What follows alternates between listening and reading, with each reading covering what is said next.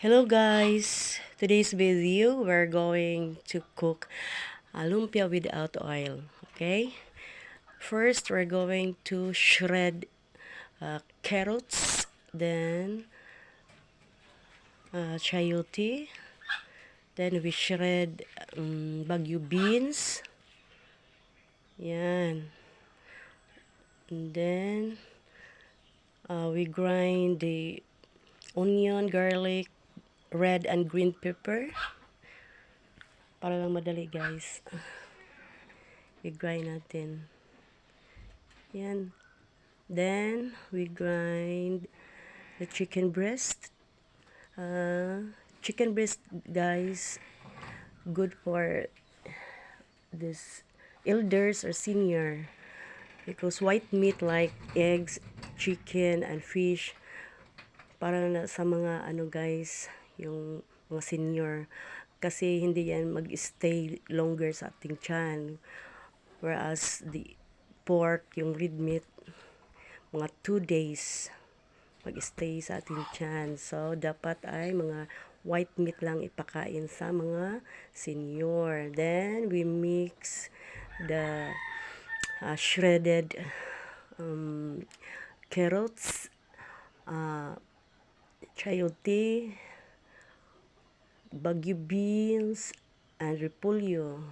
And then we added the ground meat, then black pepper, and then we add egg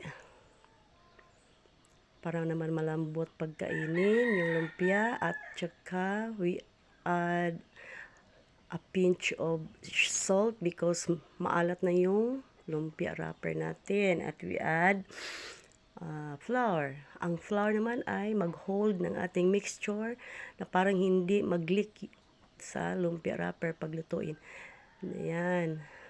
Shredded repolyo at Baguio beans. Then, so, mag-a-add lang ako ng strip ng cheese guys dahil dalawang lulutuin ko, yung walang cheese para sa husband ko, and tong may cheese ay para lang sa akin. So guys, remember that ang ating mga elders or mga senior ay dapat hindi lagyan ng cheese dahil mas lalo itong magkaroon ng cholesterol. So para lang sa mga anak guys at walang mga high blood. Then, yan.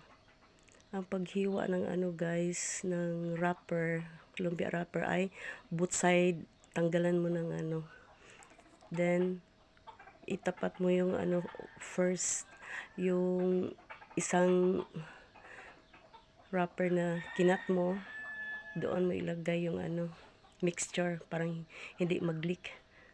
Ayan, i-sealed natin ng water. Tapos, magawa naman ako na with cheese, para lang sa akin yan guys ha. Bawal yung sa mga elders natin. Lagyan ng cheese. Then, i-fold yung both ends ng guys, yung hiniwa nga gilid ng lumpia wrapper. Then, tapos i-roll mo. And then, tayo ng tubig para mag-steam dahil hindi natin i-fry. Ayan, i-steam lang. Parang walang oil.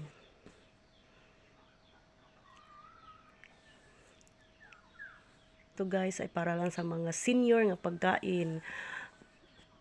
Kasi mayroong maintenance yan sa fatty liver, at saka bawal yan sa mantika. O ito, pagkain, ulam para sa may high blood, fatty liver, taas ang kolesterol. O ito, ang ulam para sa mga senior na may high blood. O yan.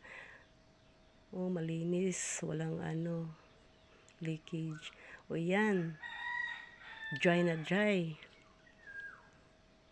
Yan, guys, walang oil yan. Lutong-luto. Yan, sarap.